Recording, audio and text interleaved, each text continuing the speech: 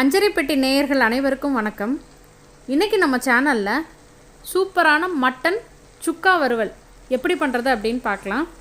ரொம்பவே சுலபமான ஸ்டெப்ஸ் வச்சு பண்ணியிருக்கேன். டேஸ்ட்டும் ரொம்ப நல்லாயிருக்கும். இப்போ இந்த சுவையான மட்டன் சுக்கா எப்படி பண்ணுறதுன்னு பார்க்கலாம். நம்ம வீடியோக்கு போகலாம். 1/2 கிலோ அளவுக்கு மட்டன் எடுத்து கொஞ்சமாக இஞ்சி பூண்டு விழுது, மஞ்சள் தூள், மிளகாய் தூள், உப்பு போட்டு நான் வேக வச்சு எடுத்து வச்சுருக்கேன். இந்த சுக்கா வறுவலுக்கு ஒரு கைப்பிடி அளவுக்கு சின்ன வெங்காயத்தை ரவுண்டாக கட் பண்ணி வச்சுருக்கேன். சுக்கா மசாலாவுக்கு 1.5 டேபிள் ஸ்பூன் அளவுக்கு மல்லி விதை, 1 டீஸ்பூன் அளவுக்கு மிளகு, 1/2 டீஸ்பூன் அளவுக்கு சீரகம், 2 மிளகாய் வத்தல் விதை இல்லாமல் எடுத்து வச்சுருக்கேன். இப்போ இது எல்லாத்தையுமே வெறும் கடாயில் போட்டு நல்லா வாசனை வர்ற வரைக்கும் நம்ம வறுத்து விட்டு எடுத்துக்கலாம். கருகிராமல் வறுத்து எடுத்துக்கோங்க. கருகுச்சு அப்படின்னா கசக்கும்.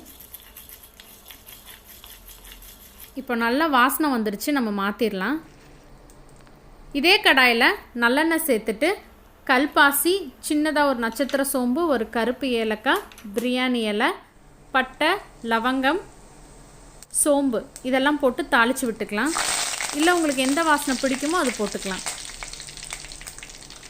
கருவேப்பிலையும் நம்ம வெட்டி வச்சுருக்க வெங்காயத்தையும் போட்டு வதக்கி விட்டுக்கலாம்.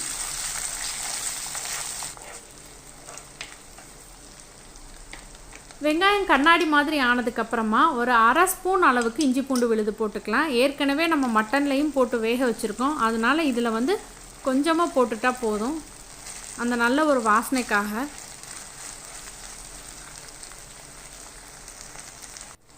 இஞ்சி பூண்டு வாசனை பச்சை வாசனை போனதுக்கப்புறமா 1 டீஸ்பூன் அளவுக்கு மல்லித்தூளும் 1/2 டீஸ்பூன் அளவுக்கு காஷ்மீரி மிளகாத்தூளும் போட்டு நம்ம கலந்து விட்டுக்கலாம்.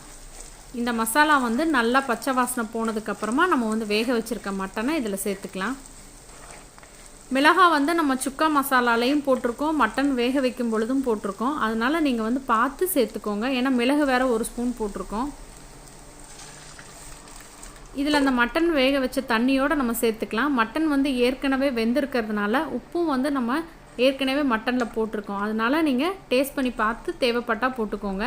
இதை மூடி வைக்க வேண்டாம். நம்ம திறந்து வச்சு இந்த தண்ணியெல்லாம் வத்துற வரைக்கும் வேக விட்டு அதுக்கப்புறமா நம்ம மசாலா சேர்த்துக்கலாம்.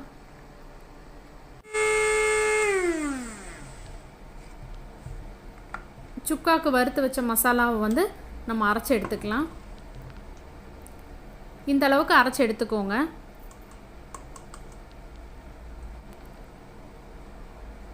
இது 1/2 கிலோலேருந்து 3/4 கிலோ அளவு மட்டனுக்கு சரியாக இருக்கும். அதாவது உங்களுக்கு பொடியை போட்டு பார்த்துட்டு பாதி பாதியாக போட்டு பாருங்கள். மசாலா நிறையா பிடிக்கும் அப்படின்னா ஃபுல்லாக போட்டுக்கோங்க. ஓரளவுக்கு தான் பிடிக்கும் அப்படின்னா பாதி பொடி போட்டுக்கலாம். நல்லா இந்தளவுக்கு வத்தி வந்ததுக்கப்புறமா நம்ம அரைச்சி வச்சுருக்க சுக்கா மசாலா பொடியை இதில் சேர்த்து நல்லா சுருண்டு வர்ற வரைக்கும் நம்ம கலக்கி விட்டு எடுத்துக்கலாம்.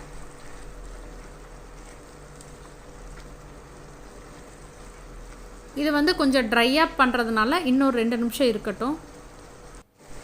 இப்போ பாருங்கள், நல்லா வத்தி வந்துடுச்சு. சூப்பரான மட்டன் சுக்கா வறுவல் ஈஸியாகவும் பண்ணிடலாம். டேஸ்ட்டும் ரொம்ப நல்லாயிருக்கும். மசாலாவுடைய அளவுகள் மட்டும் உங்களுடைய தேவைக்கு தகுந்த மாதிரி அதிகப்படுத்தவோ குறைக்கவோ பண்ணிக்கோங்க. நல்லா டேஸ்ட்டான இந்த மட்டன் சுக்கா கூட நீங்கள் பிரியாணி வச்சுக்கிட்டாலும் நல்லாயிருக்கும், மட்டன் குழம்பு வச்சாலும் நல்லாயிருக்கும். கண்டிப்பாக நீங்களும் ட்ரை பண்ணி பாருங்கள். வீடியோ பிடிச்சிருந்தா உங்கள் ஃப்ரெண்ட்ஸ் எல்லாத்துக்கும் ஷேர் பண்ணுங்கள், லைக் பண்ணுங்கள், கமெண்ட் பண்ணுங்கள்.